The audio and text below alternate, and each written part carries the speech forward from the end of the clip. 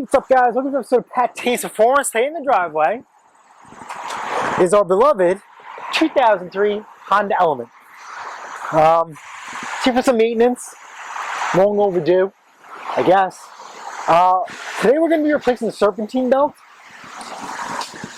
I like to replace Serpentine belts every 50,000 miles. Some people like to stretch them or whatever. To me, Serpentine belt is more of a preventative maintenance. And this is something that's very easy and you can do yourself with no specialty tools needed, even though they do make a Serpentine belt toolkit. I am going to be using a 14 millimeter, pretty lengthy box wrench. That's for the tensioner. If you don't have an extra long box wrench, you can get two simple wrenches.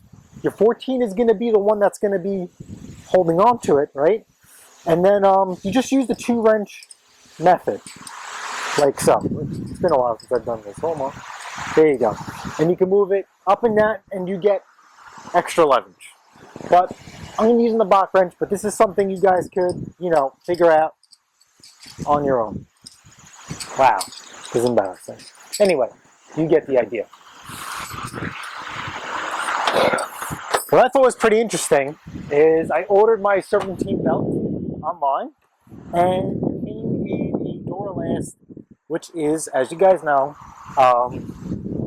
AutoZone's brand. I just thought that was pretty interesting. What led me to this video is that when I was looking on how to replace my Serpentine belt, right, 1A Auto had a video. Great company. I bought a few things from them. They had one where you release the motor mount and you jack up the motor. Nah, no way. I just did my EC compressor on here. So I'm thinking what we can do is probably for your viewing purposes only, I will pull the passenger tire and we can go through the passenger side wheel well. Because we have a straight shot at that belt and the crank pulley and the EC compressor. Everything is right there. So let me get busy and let me get this wheel off, get this thing on a jack stand, and we'll go from there. Alright, so what I like to do before I take off any belt is observe the routing on it. PS is power steering, T is for tensioner, alternator, water pump, AC, and crank. So, in case you guys can't see because I'm a terrible drawer, around the power steering pump, under the tensioner, around, under the water pump, up and around. So basically, your ribbed edges are going to be wrapped around, and then once you get to the tension of the water pump, those are going to be the smooth side of the belt. And after just taking a look at this, we have a very, very clear shot of this whole thing. There is no need for me to pull this tire off. I'm a liar. That's okay. That's a good lie. So let me show you what it looks like once I pull off, well, once we turn that wheel all the way to the right. We have a lot of great access. Now, my cover for the interior lining is still off because I have a few other things going on, and I just didn't feel like putting it back on. But once you pull that lining off, right, just those extra clips, look at that. You have, look at that, that's your AC compressor, that's your crank, and your water pump is just peeking out. And you can see what I mean, how the belt, the smooth side, just wraps around. So this seems like a fairly easy 1, 2, 3 drop. I don't see that there is a need to jack up the engine. We're going to get this going. So again, here is our power steering pump. Our tensioner is right here. So we're going to get a wrench on there and we're going to take this out. All right. 14 millimeter.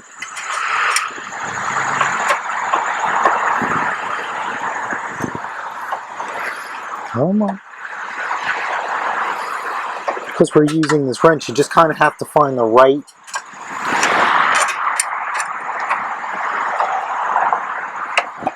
angle.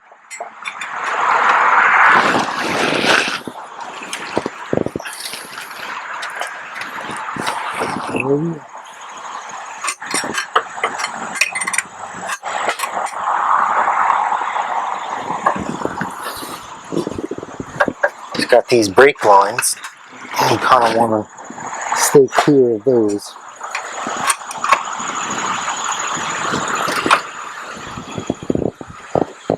Okay, we're right.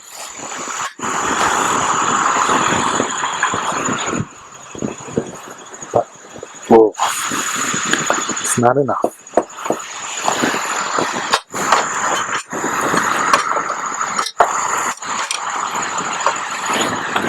Let's see.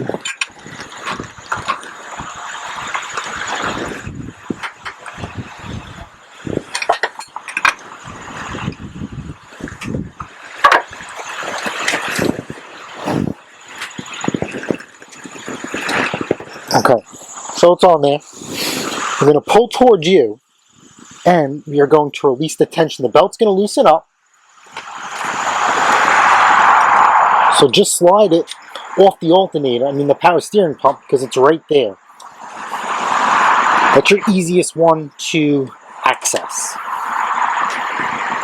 Okay, now when you release the tensioner, don't let it slide back. You never want to have your tensioner, just spring back. It's spring loaded. And you don't also want you hit your wrench, hit your brake line. So now we can just pull the tensioner, pull the belt out. There really is nothing in the way. You just have to literally unravel the belt from whatever's holding it down. So I did everything I could up top, and now I'm just going to go on the bottom and unwrap itself. This is, pretty much self-explanatory. You're just releasing the belt from underneath. And because we have clear access, heck, this belt could even come out from the bottom. Look at that. Look at this, our belt is out. Now let's talk about why we're replacing my belt. Look at this. My belt is torn. Okay. It's missing a rib.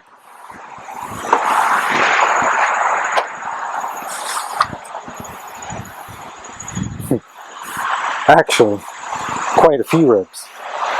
1, 2, 3, 4. 2, 4. Oh, 1, 2, 3, 4, 5, 6, 7. Oh, 7 ribs. I hope this is the right belt. So let's see what we got. I did order one for AC. I'm just matching it. I think we got winner, chicken dinner. So now let's get this belt going. So what I thought would be easiest is we're just going to slap it back on from the top,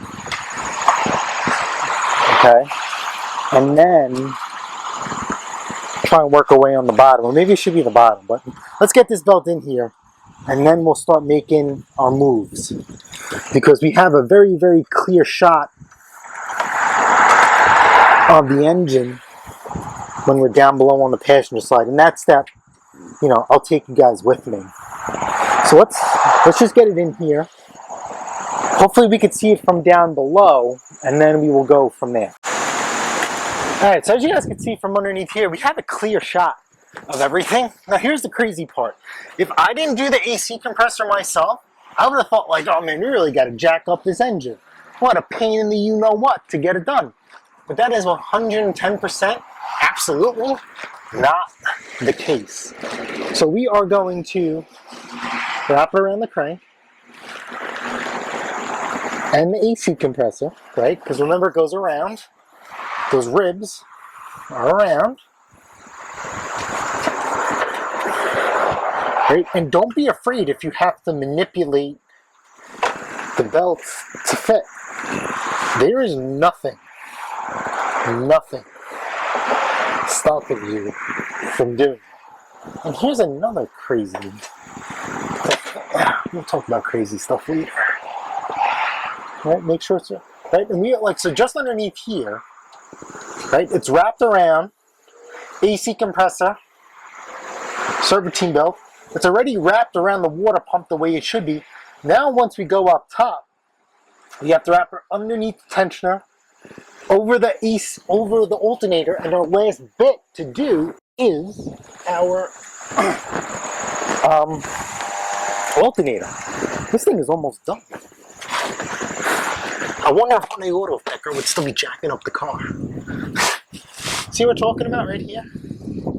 It's already wrapped around the AC compressor. Crank. And there's our tensioner. I have my autofocus turned off. Let me see. This will help. Yeah, it's on. Alright, so there we go. AC compressor. Crank. And underneath the water pump. Obviously that's not a line because we're still lining things up once we get up top. We will make some final adjustments once we do.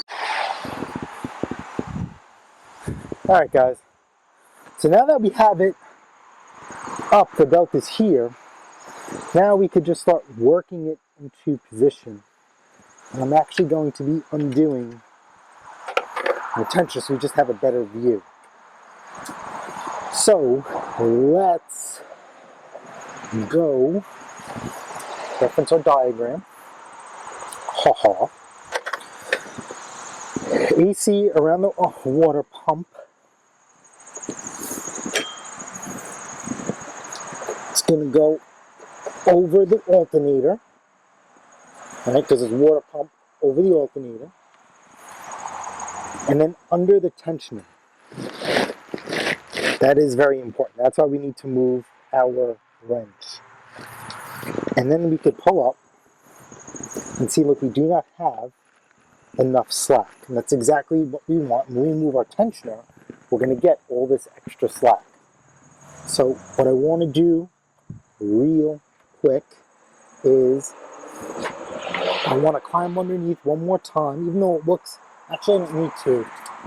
You could see straight down and you could have a clear view of this. So we're just going to get our 14 millimeter back on the tensioner and we're going to give this thing a haul. Now, this is going to test your strength and patience because you're really going to have to crank on this.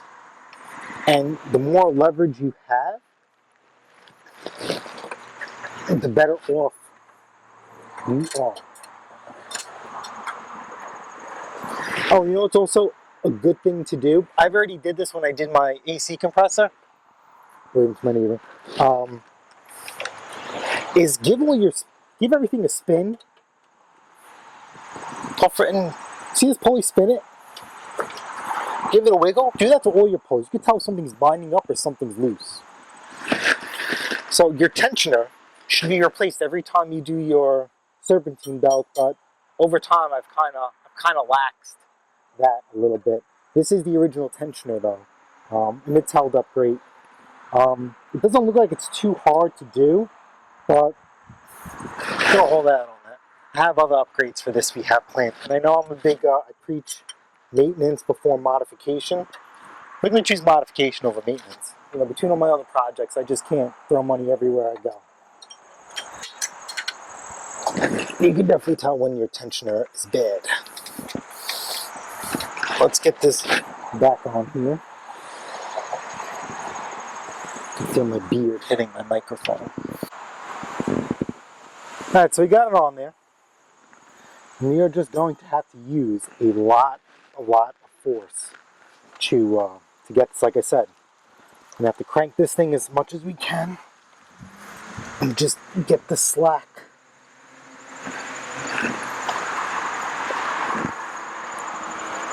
And around and over this pulley.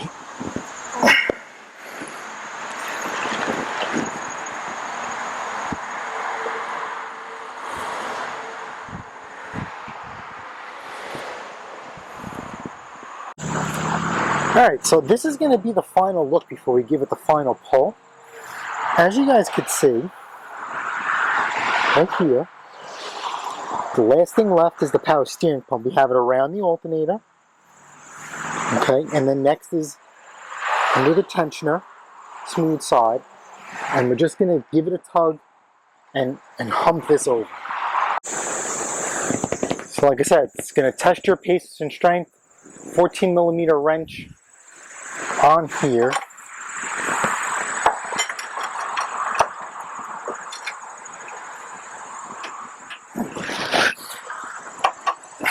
Now, if you feel like you're not getting a good grip, just get a pry bar or something and just, you could push this wrench against the motor mount and to make sure you're in. You do not want to strip this bolt. That will not be fun. So what I like to do is, I'm going to start it here, and then as I pull, I'm going to use my other finger, I hope, and we're going to get this on.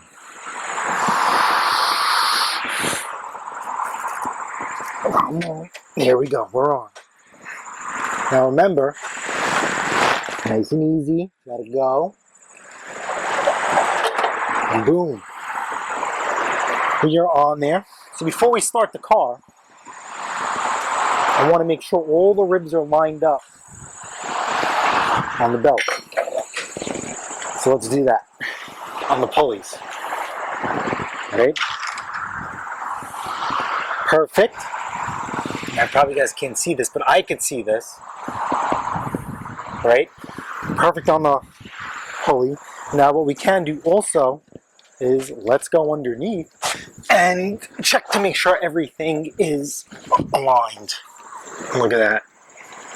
That's freaking winner, chicken dinner all day long. Last but not least, let's start this car up. Vroom vroom. Love this deck.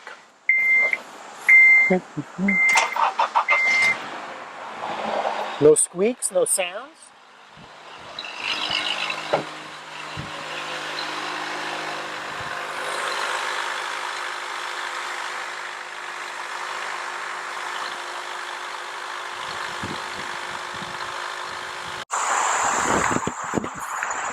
Alright guys, hope you guys found this video helpful. Save yourself a couple of bucks. I have no idea what an independent repair shop or even a dealership. I know a lot of you guys like to take your elements to a dealership. Believe it or not, there's a lot of capable people, including yourself, that could do the majority of the work on here. So far, some of the things that we've done, what we're going to do on this element, have been pretty simple. And no specialty tools needed. So far, just a basic repair kit. Now, the AC compressor was just a little bit different because you have to charge the system. But other than that, this thing was pretty easy. The belt that I used, 705K7, is for 2003 Honda Element. I think this is a DX. The DX is fully loaded, or the E, I don't know. But this one has 8 speakers with the subwoofer, all-wheel drive, 4-wheel drive, whatever. Automatic, it has AC. So this will be your belt size for your 2003. I am going to post this video that this will do other years of the element because it should still be the same. Whether the belt length changes or not, that's something that you guys are going to be responsible for. But as far as replacing it, the process will still be the same. Alright guys, if you guys found this video helpful, smash the like button, smash the subscribe button. Guess what? I'll see you guys on the next episode of PATTAY'S Performance. Later.